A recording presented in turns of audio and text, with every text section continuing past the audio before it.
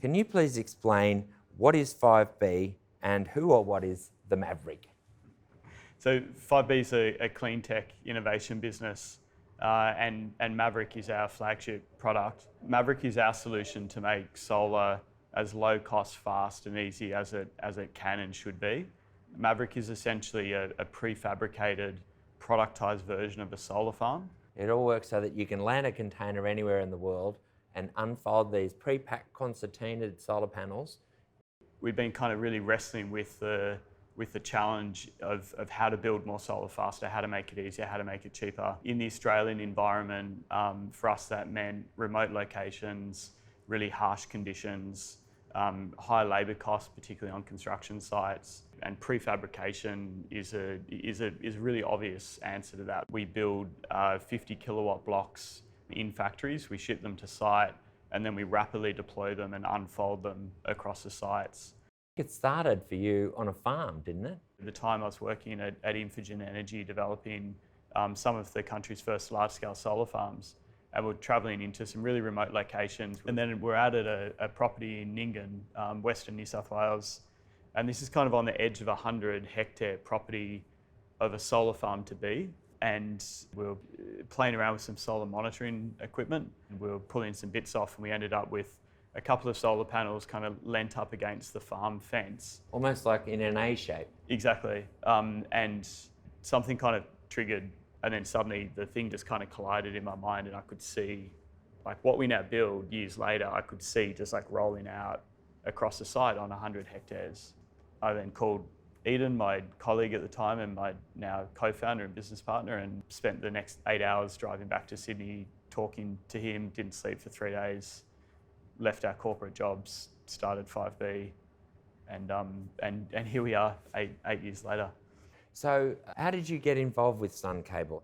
We've got a really deep collaboration with the Sun Cable team. We've got a team internally working on our side of that, and we're deploying MavZad on site as trial data collection activities. To me, one of the things that's inspiring about Sun Cable is the idea that it shows that renewable energy can be exported and an export earner for Australia. We feel sort of dependent on mining and agriculture to pay our way in the world, but this points the way to a very different future, you know, beyond fossil fuels. It is this amazing lighthouse, I think, to show the industry and the world how it could happen, what it could be, and also to like get people moving on the challenge, because it's not easy.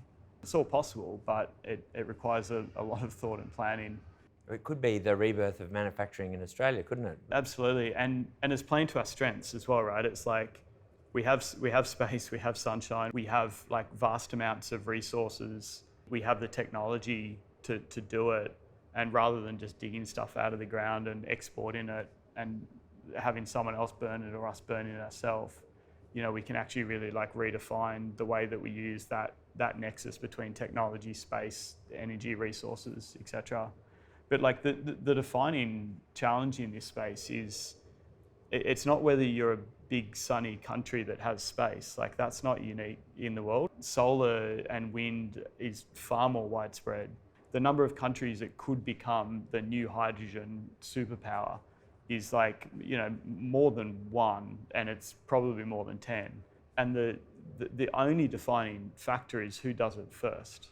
You have projects, I think, in Texas, Chile, India. Do you think Australia is at risk of falling behind? Is there a race on? Oh yeah. We're already behind, and I wouldn't say in such a way that we can't catch up. I don't think anyone would refute the opportunity that Australia could become a renewable energy export superpower, and we can revitalise manufacturing and industry and supply the world with sunshine. Being able to actually act on that and execute that is actually where the hard work is, and being able to form the mandate to do that in a planned and methodical way is kind of where the challenge is.